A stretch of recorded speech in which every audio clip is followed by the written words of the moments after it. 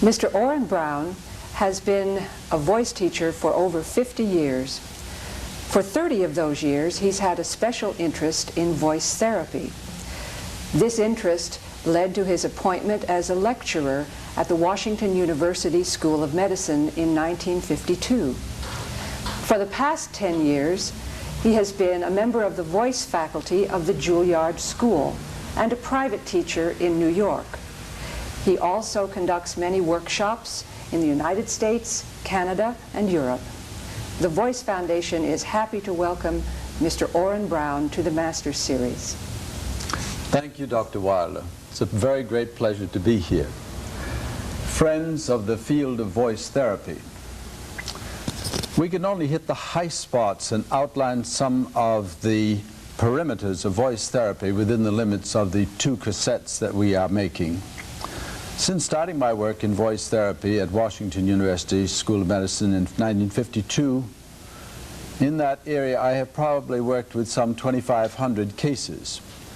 Of these, perhaps 98% or more were not singers, but many were, in a sense, professional voice users, since they were salesmen, teachers, businessmen, executives, and so forth, and had to use their voices in their work. Of other patients in therapy were commonly children yelling, sometimes at their parents, parents yelling at their children, and all others voice abusers, including those that are in the field of ministry, and those who are also in the field of entertaining, especially in the field of popular music. Now, in my work with therapy, I came in contact with all ages, some as young as 4 years and some over 80. And they were all somehow or other in this particular field connected with, in the majority, a big majority of cases, with hyperfunction conditions, using the voice too much, so that they produced such conditions as chronic laryngitis and vocal nodules and polyps, edema and contact ulcers. Now, others were, there were many other types of cases, of course, many of them being treated only as post-operative, and some are in the category of what we'd call a great minority. For example, post-operative papillomata or myasthenia laryngis. I beg your pardon, hyperkeratosis. The myasthenia laryngis would come in the area very often of hyperfunction. There were cases of leukoplakia, dysphonia plicae ventricularis, an incomplete mutation, which is also a voice function. And we did treat cases of esophageal voice, which has nothing to do with what we have to say today. Now, hysterical aphonia and spastic dysphonia, of course, also are not things that we're going to touch today. But on the other side of the fence, a very small percentage of cases that we dealt with were on the hypofunction, doing too little, and presented such appearances as bowed vocal cords, or bilateral or unilateral vocal cord paralysis. Now, the relation of all these conditions to singing is one of fundamental voice health. The doctors Chevalier, Jackson, and Son made the statement some years ago that 95% of all those who started out to study singing failed as a result of overusing the voice. This is the kind of thing we're talking about when we speak of hyperfunction. Now, we might consider quickly what can go wrong with the voice. In speaking, using the voice too much early in the morning before the muscles have a chance to waken up means starting out at a level which is lower than the norm for that individual. And of course, we all know having a cold will lower the voice, especially if it gets into a real laryngitis. When a person is fatigued, of course, the voice will have a tendency to be lower. And allergy can also affect the mucus lining of the throat, as it does affect the nose and mouth, and might cause some thickening of the vocal folds. Using the voice too much, just simply plain duration, would lead to a fatigue factor. Many people find their voices are more tired at the end of the day than they are at the beginning. And when one uses the voice too loudly, this uses up the voice capacity that much faster. So it brings on the fatigue that much faster. Using the voice under conditions of tension or strain, and this can have its psychological overlay, would have a good deal to do with the improper use of the voice, and might cause the surface of the vocal folds to be irritated and the voice to be unnatural. There is a nerve connection in this regard that goes directly from the nerve center of the vocal of the brain to the vocal folds in the area of the medulla oblongata. So one can react with the voice without even thinking about it, and there is this response, which is the reason that psychological conditions have an influence on voice use. Now, in singing, we're asking the voice to do an unnatural thing, you might say. The healthy voice user is one who uses his voice without even thinking of it. In our speaking, for example, we all use our voices automatically. And in this regard, it should be the same in singing as it is in speaking at this level. Now, singing does require a particular difference that is not required of the speaking voice, and this is the duration of the sound. We go as far as a vowel sound in a word and prolong it. In addition to that, we have a definite pitch. So we could have our voice on a definite pitch, but it doesn't sound very natural if I'm doing this, because we do not talk with a thought of pitch. But if we prolong the vowel sound and think of a pitch at the same time, you might say you're singing. Of course, that wasn't much of a tune. Now, singing is a man-made invention. We've changed our scale patterns through the years, but it's a mental process. The fundamental sound, the primal sound of the human being, when he's not singing or not speaking, because speaking also is a man-made invention. We have different languages all over the world because we've invented different sound symbols for different objects. A table, for example. The primal sound, though, what is the human sound? For example, I'm speaking of the primal sound of a dog or a cow. A dog will bark and a cow says moo. What does a human do? The primal sound is a laugh or a cry, a moan, a groan, a wail. If I should start off this lecture by just going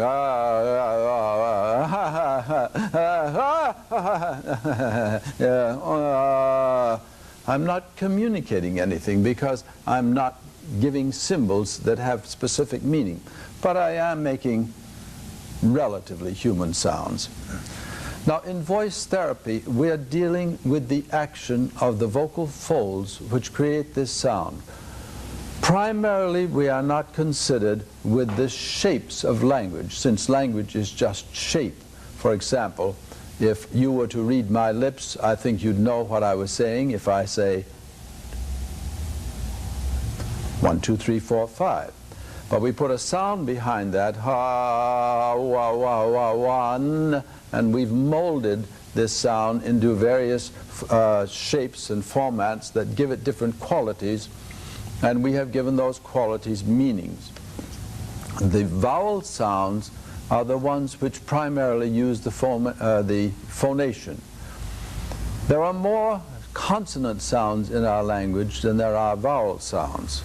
If we were to take some, according to one scale, some 40 sounds in our language, 24 of them would be consonants and 16 of them would be vowels in the English language, 6 of those being diphthongs, which are repeating some of the vowel sounds we have already. But without any vowel at all, the sound that most of us make if we don't know what we're going to say or what we're going to do is It is just simply that schwa, aha, aha, and we are not using any particular formation to interfere with that. So, let's get back to this thought that a natural, healthy phonation is an automatic function. So here we are dealing with sound, and one of the first things we find that a healthy sound comes about automatically. We think a sound, the vocal folds approximate, and then it is activated by a flow of air. For example, some of you may have seen a little simple demonstration like this. If I blow between these two pieces of paper, most people would think they would take the form that they have now. But let's try that. This is a law of physics known as the Bernoulli effect, which means moving air has less pressure in it than stationary air. So as the air moves along, it draws the vocal folds together. For example, if I were to use my arms as an enlarged picture of the trachea, the palm of my hands representing the vocal folds on top, and we had a stream of air going through this trachea, then as I thought of a sound, the vocal folds would begin to approximate for that sound, and then as they began to get together, they would narrow down on the airflow, and the airflow would move faster. And the first thing you know, it would suck the vocal folds together at the bottom.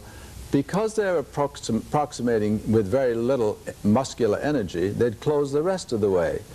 And because they are now together without any undue pressure, the pressure that builds up when we stop that airflow underneath can again part the vocal folds, and it goes through a cycle of bottom to top, this way.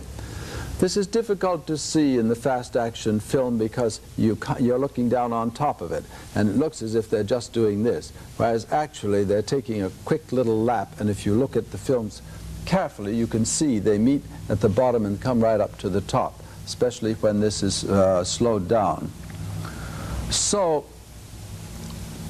as we consider the field of voice therapy as against speech therapy, we are concerned with this action of the vocal folds. And we are therefore interested in obtaining as natural of a closing of the vocal folds with as little pressure as possible.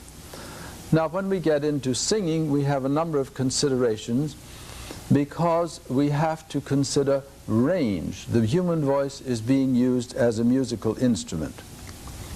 So we will be getting more into that in our second cassette than we will in this first.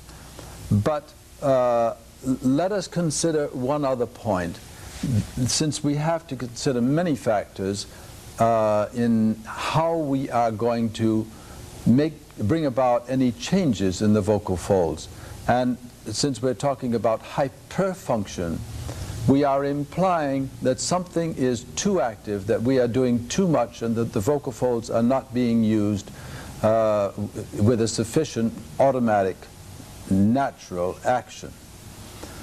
Now, we should know, in connection with this, that again, according to our Dr. Jackson, there are some 9 functions of the vocal folds, and making a sound is not as important to life as the action of their closing when we swallow food, for example, so that the food will go down the esophagus instead of down the trachea and make us choke. Also, another action that we do not think of as in employing the vocal folds is a serious, violent physical action. For example, if I were to try to lift this piano, I would have to which means I have closed the vocal folds to stabilize the breath pressure in the lungs, to give these shoulder and back muscles a firm base to work against. And in those cases where people have had to have a laryngectomy and they cannot have this closure, if they have done physical work, they have to retrain other muscles to take over the function that was being done, taken care of by the vocal folds. Some people have to change their work because they no longer, they start to, if it was a ditch digger, for example, he starts to dig in and this all collapses. He doesn't have that base for these muscles to work against. And we very seldom think of the vocal folds in that connection. Of course, we all think of the vocal folds if we have a cold and we're getting that closure in that way. Without going into all those 9 functions, let's say that only 2 of them concern themselves with phonation. One of those is the sound we think of when we, for example, as I'm thinking of sounds now, I want to speak, and so I'm making a sound. And so this is a cortical action, you might say. And the other is an emotional response.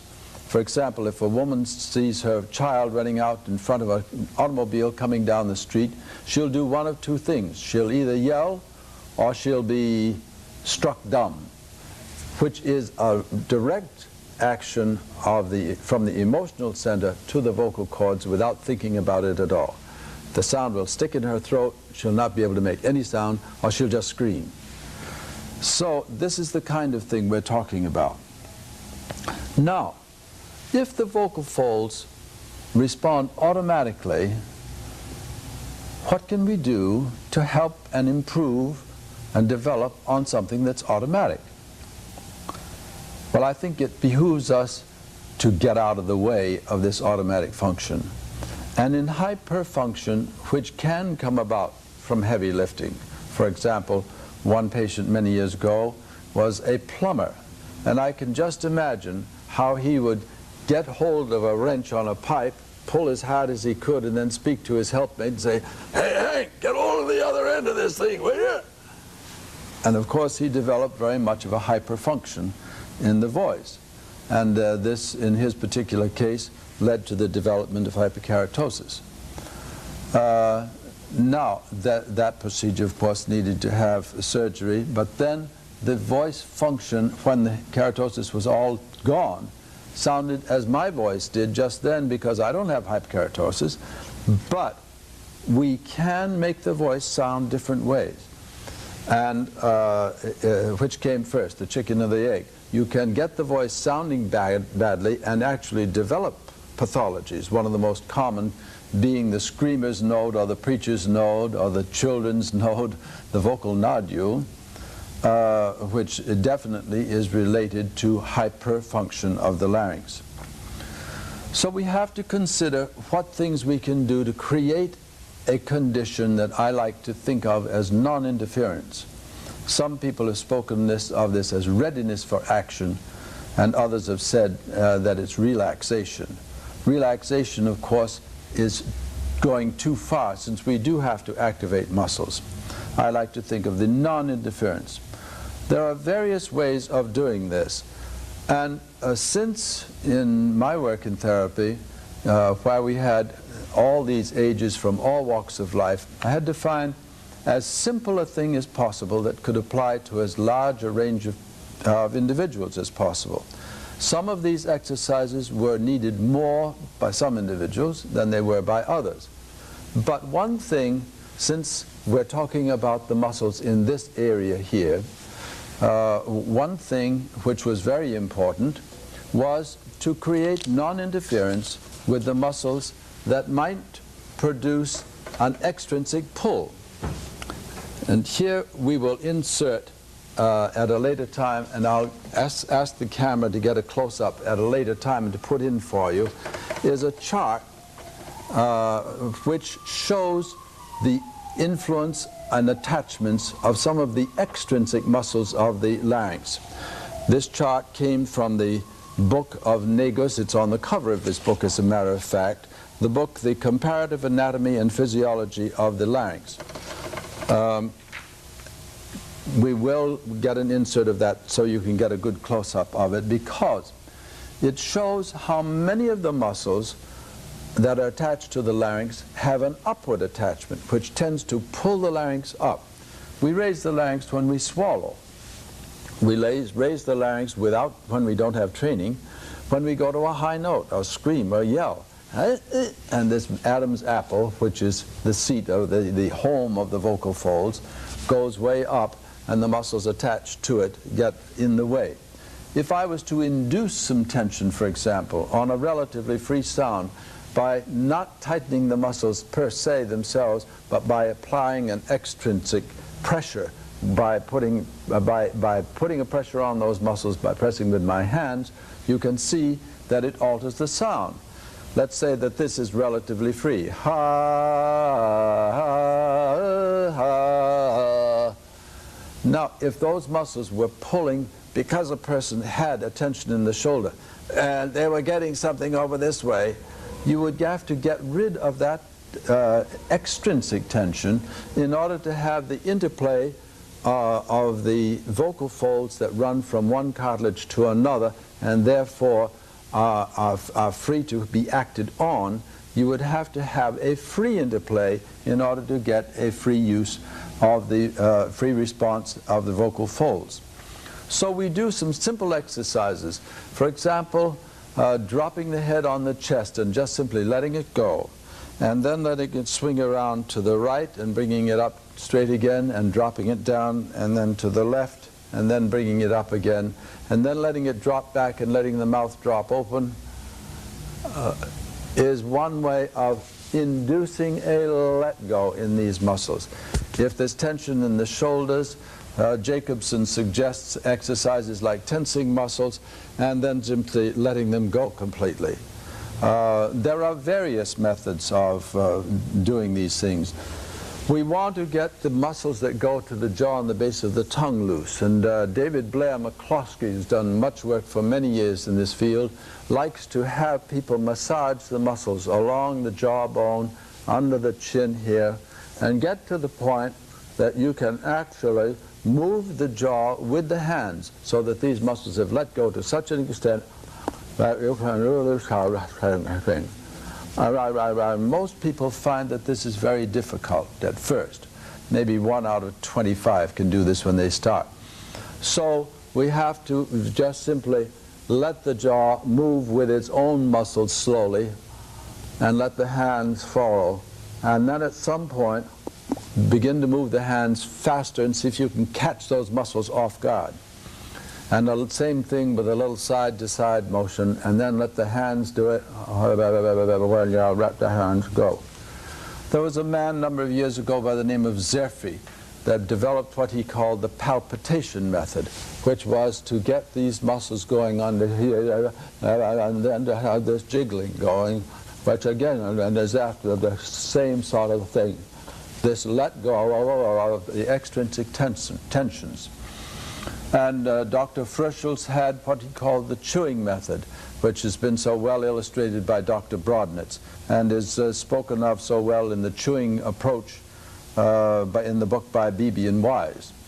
And the Frischels chewing is to just simply let everything go loose in your mouth and just try to enunciate at the same time. And you feel like a big slob when you do it. Well, that's the idea. Let everything go.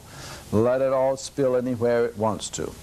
Okay, now those are directly the muscles attached to the larynx. But we find that our body is a very intricate sort of thing, and that actually the muscles go to other areas. For example, for the muscles that go from the larynx down to the chest, and I'm speaking of the sternohyoid and sternothyroid in particular, if there is tension in the chest, then that can create a pull in the voice. So we have to sort of get a consideration of posture. And we have to understand the posture from the standpoint of the whole breathing process. For example, a patient had a pinched nerve between two vertebrae, and the nerve going to the lungs, and until that was properly diagnosed, she never could breathe properly, and therefore she could not get the proper energy for the sound. And as we know, all sounds and musical instruments have three physical properties. One, the vibrator; two, the resonator; and three, the activator, and in our case the activator is a flow of air. And I've shown you that a flow of air will draw the vocal folds together. Now, to really consider how we can breathe most efficiently, we have to have it within a framework of relaxed and easy posture. There are a number of procedures and methods of working at this. The Alexander technique is extremely popular now. The yoga method has been popular for many years. Jacobson has his relaxation and so forth. Whatever way you approach it, we do want to feel that the body is ready to respond without any undue interference. So, let's assume that we've established an easy posture. Then what do we do next as far as breathing is concerned? Most of us breathe happily all the time without thinking of it. But especially in singing, one has to be able to have the energy supply at the time that the beat comes along. So we have to understand what natural breathing is and breathe without undue tension in a natural way. And this is, I suppose, generally in the category of the diaphragmatic intercostal breathing. Now, all the textbooks on anatomy and physiology tell us that inspiration of the air is an active process, but the expiration is passive. So let's think of the inspiration of air. Now, one way to do this that I will illustrate with two patients who have very kindly come to help us demonstrate today is that we can let all the air out of the lungs, and if we're maintaining a good posture and suddenly open the mouth, we discover that the air seems to spring in this area just below the rib cage. Now, the reason that's obvious is because from the bottom of the ribs to the pelvis, there is no bone structure to inhibit your seeing a lot going on. Whereas from the bottom of the ribs at back, posterior to the top of the pelvis, there is relatively little space, and so you are not as aware of the muscle action that goes on there. But it is all around. And we will go into that as we get into some work with these patients that have very kindly come to work with us. So, what do we have to work with?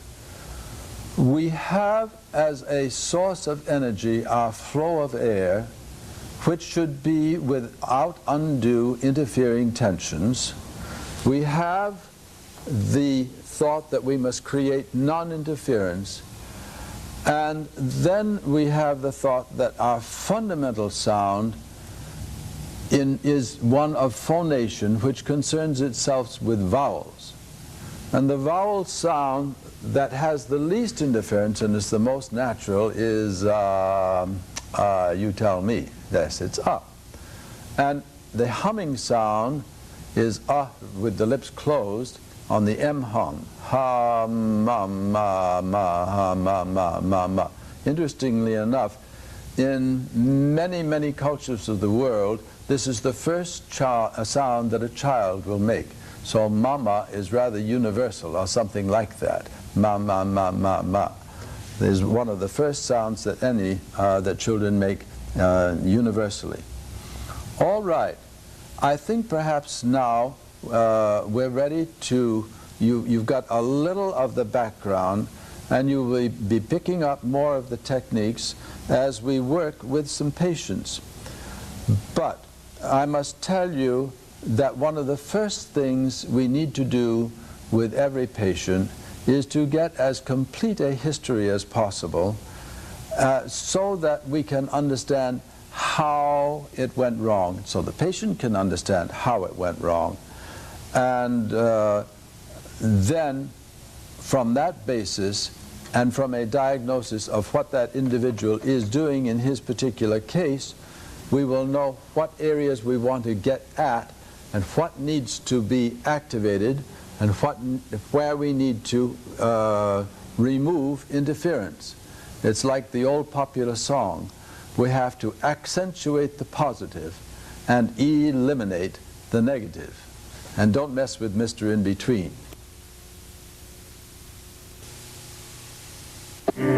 Kiss me in the rain, make me feel like a child again, with the feeling that I get. I don't even mind if I get wet.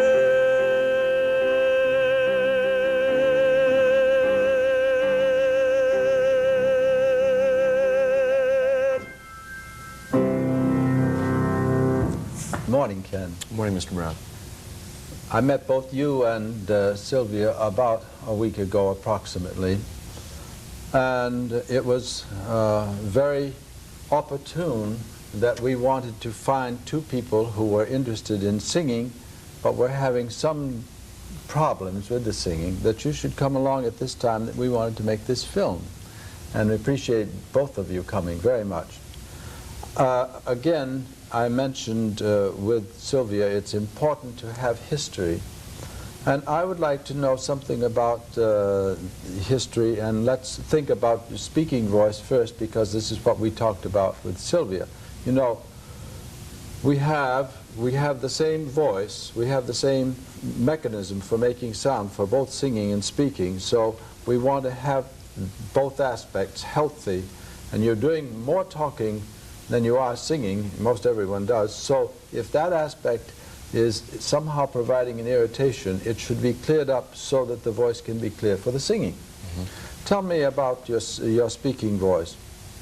Well, I've not noticed any problems in that area, and I've used my voice quite a bit.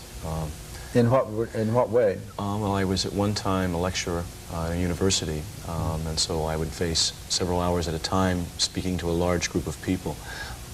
And I never encountered problems there, with the exception of, say, those days when I might be tired, and the voice would get tired out as a result of my own physical condition, I think. You're a very normal human being.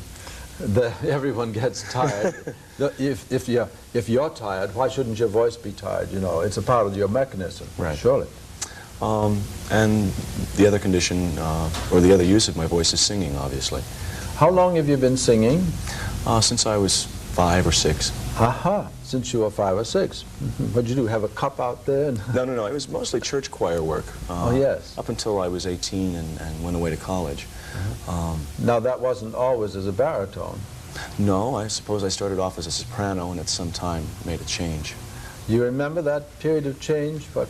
Vaguely. I think I went from soprano to alto, and then to bass, probably.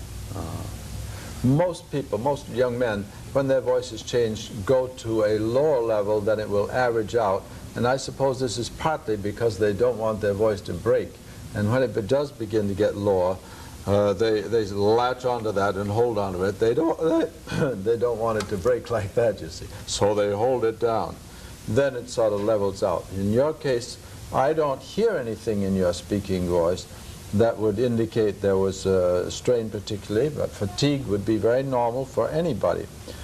And no diseases in particular that you think of, childhood being a croupy baby or having measles. And the only thing I can think of is I had allergies when I was a child, hay fever. Hay fever.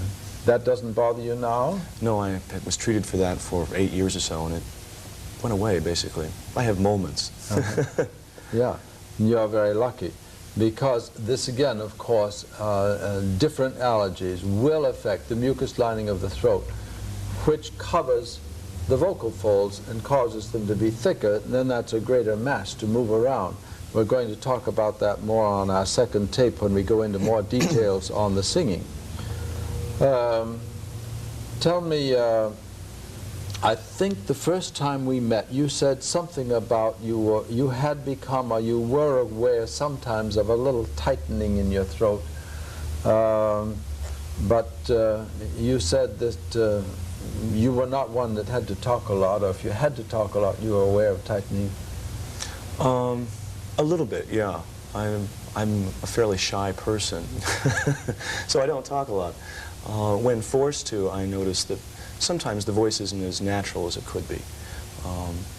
that had never really occurred to me until we had the discussion that we had. Uh-huh. Now tell me, what kind of work is it that you're doing now that uses your voice in singing? Nightclub work. Nightclub work. And how much have you studied singing? Most of the study that I've been doing or have done over the years has been more in the area of repertoire than it has been the actual production of tone and that type of thing. Learning new songs, maybe a style and how to put it across and so forth? Right. Well, if you're doing nightclub work, you can't be shy. You know that. Well, that's true. That's true. Do you feel when you're working, by the way, I think you told me that you played your piano yourself. Yes. All right. And we have a sample of Ken's playing and singing for us.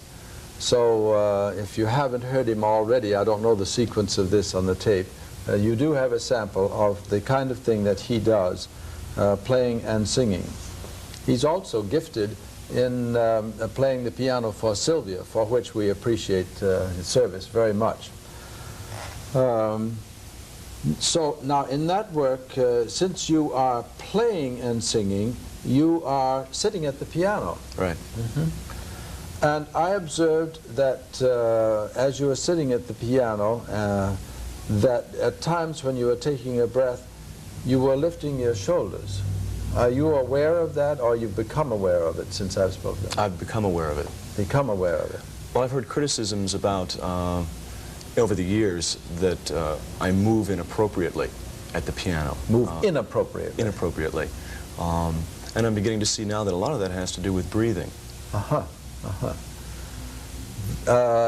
Also, that could be a lack of technique and a little bit a compensation for lack of technique and shyness, that the inappropriate movement has been a compensation, you see, to do something to get it across, and so that could have come from the outside rather than just simply blossoming because you know it's there, you're not shy, you don't give a hoot. Yes? I can see that could be an influence. Does that relate to you also, that maybe there's a little physical making up for the lack of training and also overcoming shyness?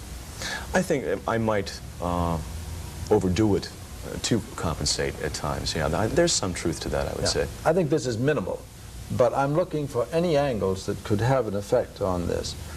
Now, is there any part of your voice that bothers you more than any other part in your singing? The upper register. The upper register. Well, this is the problem with most, that the upper register is not used unless we're using the voice as a musical instrument, because we all have a tendency to talk in perhaps the lower third of our potential range. And if we're talking in that lower third, what's happening to the rest of the voice? And to make adjustments of the voice for higher pitches, frequencies, we use other muscular adjustments. And those muscles are not being used unless we exercise them, unless we ask for them, unless we think them, and unless we allow them to function naturally for us. Yeah? Yeah. Now, there is that part of the voice that's called, it's a dirty word, falsetto. Now, because that word has met with so much controversy, Harry Holine, the voice scientist, has invented the term the loft voice. And he has investigated high pitches, high frequencies of the human voice in both male and female, and called it loft to avoid association with what we singers have called falsetto. But there is something that can be measured, can be seen, that physiologically happens in high notes that does not happen in low notes. So we have to elicit those responses. Now, in our culture, we want that to be very smooth. But in some cultures, they don't care whether it makes a big different sound or not. For example, The Swiss make a great big break in the voice, and they're very proud of it, and the better the yodeler, the better the high sound, the better the break. They wanted to do that, you see. And down in Nashville, Tennessee, I didn't say that well, but they do pronounce it differently than I would, perhaps. And I love it. I love these differences because they do stamp somebody as having an authority in the part of the country that they live. In that area, they also are not ashamed of having their voice break, and they get those la-di-da-dee-dee-dee as they do those things. Again, that wasn't a good illustration. I apologize to all those singers. But they recognize what I'm talking about, and it's the same for women as it is for men. And you know, if a fellow should go around talking like a girl, it would be very strange. I mean, if I was to give you this sort of thing. We can do that, but that's a thing that a male avoids. And yet that is using the upper part of the voice. And a cowboy might be surprised if I was to say he uses that upper of the voice, if he says, hi-ya, yip, ow, whoo, you know, or a hog collar, something like, sui, sui. They use this upper part of their voice, but don't kid them about it. All right, so it's a facility that we have that we do not use unless we ask for it, unless we want to do it. Now, since there is no particular problem in the speaking, we're going to do the same kinds of sounds that we did with Sylvia, and then we are going to relate them to pitch, so that you will see that, and this is a kind of bridge into singing that she is going to come to. But with you, at a very simple stage, we'll have a mixture of the two because there is no big problem in the speaking. But I do this to show that in all therapy, we must have a foundation of health in its most common function, speech, before we ask it to do the exceptional, man-made, artificial thing of singing. And singing in a manner of speaking to definite pitches is using the voice as a musical instrument, and it wasn't made for that. We went into that before. So we have to begin to induce its function. All right. The same fundamental things of having a relaxation or non-interference is important for singing, because there the notes have to come as you think of them, and in order to have them work the way you think, it has to be free to work that way. So I think a week ago I asked you when I first met you to learn this dropping, and we'll just do that very quickly. Bring your head up. All right, bring it up straight, drop it again. Let it go to your left shoulder. Good, with its own weight. Bring it up, let it fall back and your mouth open. And let it swing side to side a little bit there. Very good. Now we would perhaps do that a couple of times. And now yawn.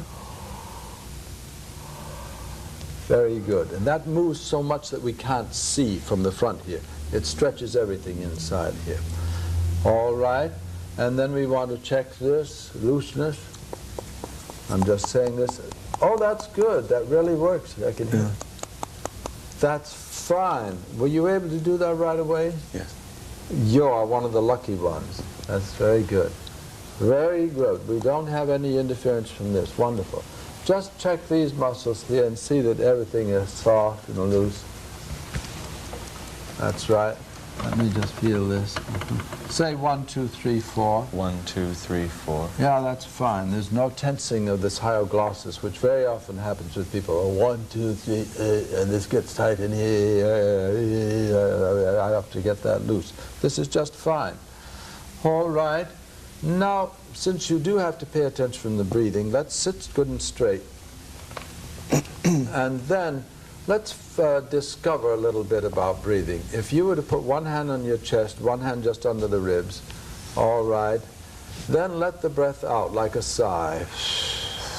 Now don't take any breath until your system needs oxygen.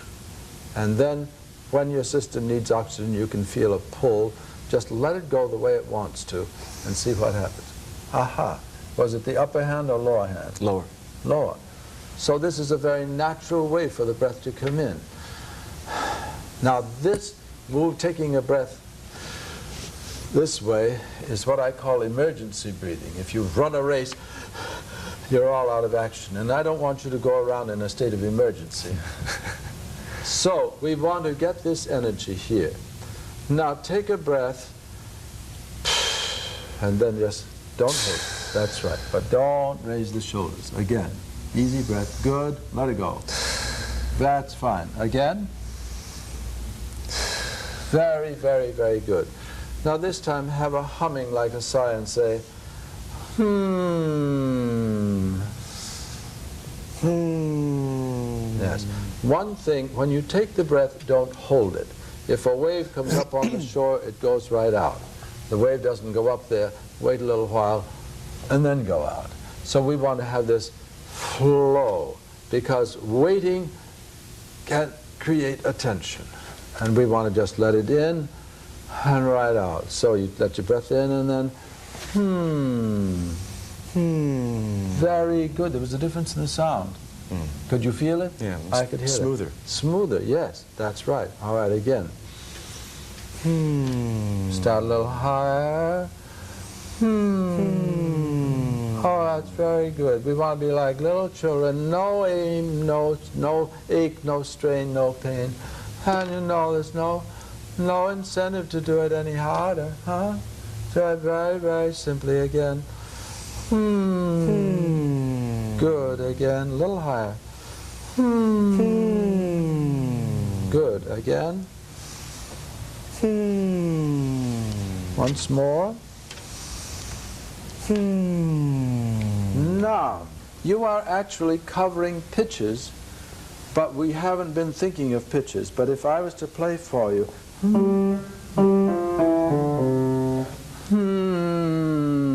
same way as if you just try that. That's right, let it slide through again. Now you notice that I am going from the higher sound to the lower sound. Invariably, in voice training, people will play scales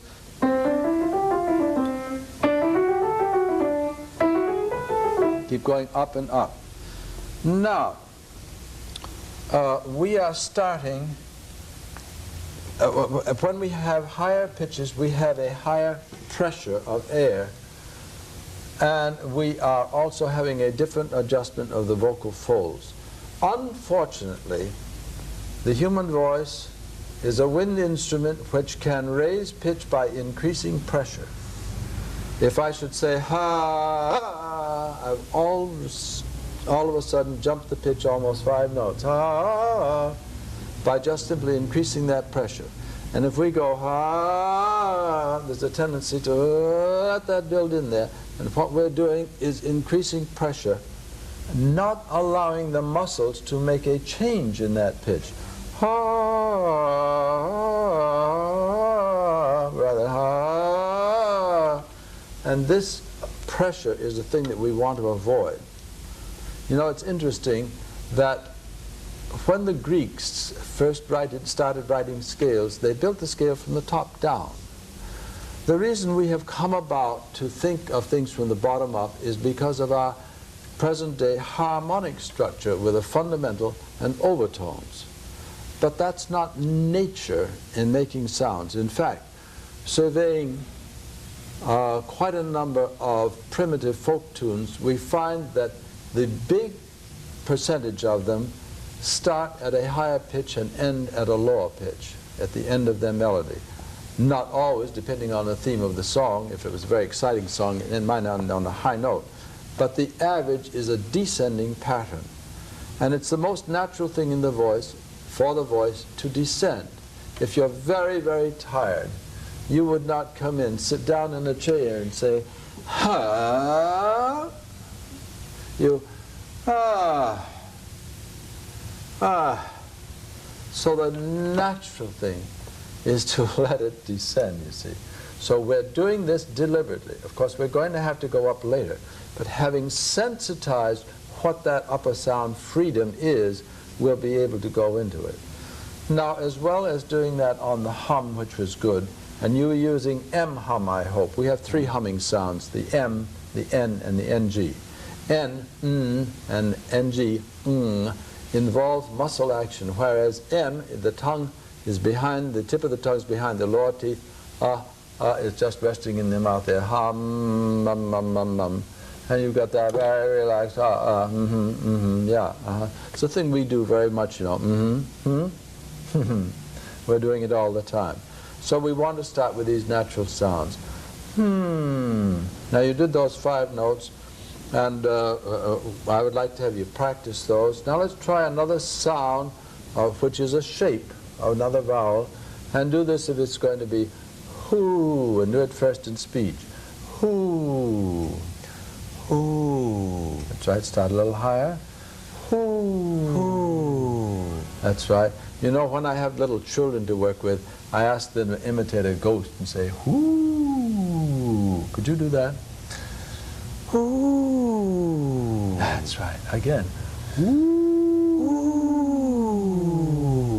Very good. Do it again. Whoo. That's right. We sort of take it right out of the air up there, because we think it adjusts automatically, the air comes along, and there it is. Whoo. Somewhere up there. Whoo. Try it again. Whoo. Good. Now, we want to do that without reaching for it. We don't want to have, let these muscles come up. They want to be relaxed. So we do it. You could almost drop your head and say, whoo. Try that. Whoo. Very good. Again. Whoo. Yes. Do you know how high you were then? No. You were on F above C, male voice from the middle C. That's the top of the staff as they write the music. That's very good. How often do you sing F? No more than once every 20 minutes. Yes. Now, of course, the way you sang it then would not go in a show, but you did it very easily. And I am not asking you to do a specific pitch, but let's say that you started it up there somewhere, and instead of coming down 5 notes, you're going to come down an octave. So you say, hoo, hoo, like sliding, hoo, but you think the pitch is. Try it. Hoo. That's right. Now you had a little bit of concern of where that was starting. Yeah, I knew it was F. No, we're coming down a little bit lower. Take it a little bit lower and just let it drop in and say, hoo, hoo. That's right. A little bit, there was some tension here, and you said, hoo. See if we can get that out of there and say, hoo. Have a lot of that feeling again. Hoo. That's right. That's asking a lot of you right in the first session here. And take it down lower. We usually find it better lower first. So take it down here. That feeling. And hoo. Sing. Hoo. Again. Hoo. And again. Hoo. And let it be very lazily. Hoo. Like a moan, a groan. Yes. Now you'll notice that we started here, then we went down, down, down. We did not go. Yes. But after we have sort of got it warmed up, and muscles need to warm up. All muscles need to warm up before they're brought into their full play. Pitcher in a baseball game doesn't come out of the bullpen and go right out to the pitcher's box and pitch. He gets out and warms up, gets the muscles going. Muscles increase in their efficiency as they are used. They do warm up, quotes, they do warm up. So we want to establish this looseness and let them warm up. Now, you don't always go down, so sometimes we have a little scale that goes like this. And it wants to be like a roller coaster. You start and then it just goes with its own momentum. Ooh, try that. Ooh. Let's try to drop this a little bit under here again. Ooh, lazy lips. Ooh, same thing again. Ooh. Ooh. And again, a half a step. Ooh. Very good. Now let's take another vowel sound, oh, and say ho in speech first. Ho. Oh. Yes, round your lips, because this is what we call a lip vowel. Oh. Ho. Oh. That's much better. Do you feel the difference in that quality? That also, both the oo and the o help the larynx to just relax and drop in here. Ho. Again. Ho. That's right. Now you could repeat the scale pattern. Say on the o. Ho. Keep the air going. Ho. That's right. And then a half step lower. Ho. That's right. Doesn't quite a half step. That doesn't make any difference. Now, you see, by repeating these things, we are giving the muscles exercise. We are letting the breath flow do the work.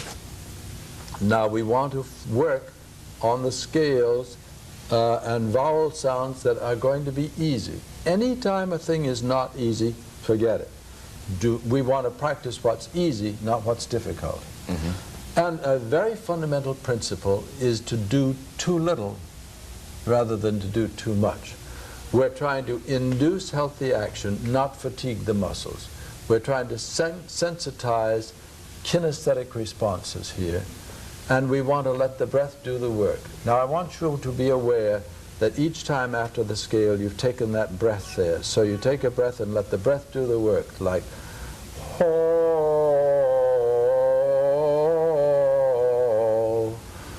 ho. Do it again. Ho, ho. Breath. Ho. Breath. Ho. Good. And you don't urge the low notes, you just take whatever comes. That's very good. Try one other sound, let's say he. He. Yes, now you have some tension in the tongue and jaw as you do that. He. Let's try to say, be very drippy. He. He. He. That's much better. Let the jaw just hang on that. He's the guy that did it. He. Doctor. He. Yes, don't put the jaw out. If the jaw relaxes, it drops down and in here. He. That's right. Just be a big drip. He. Oh, that's fine. Now he.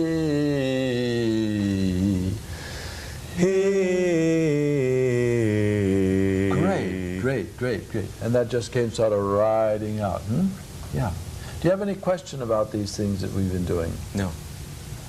You see, we relax the position, we think the pitch, we let the air come along and activate it, see? Now, we're taking it down to its basics, to its fundamentals. When you sing a song, you've got a whole variety of pitches, whole variety of vowel sounds. We have to create a lot of this looseness.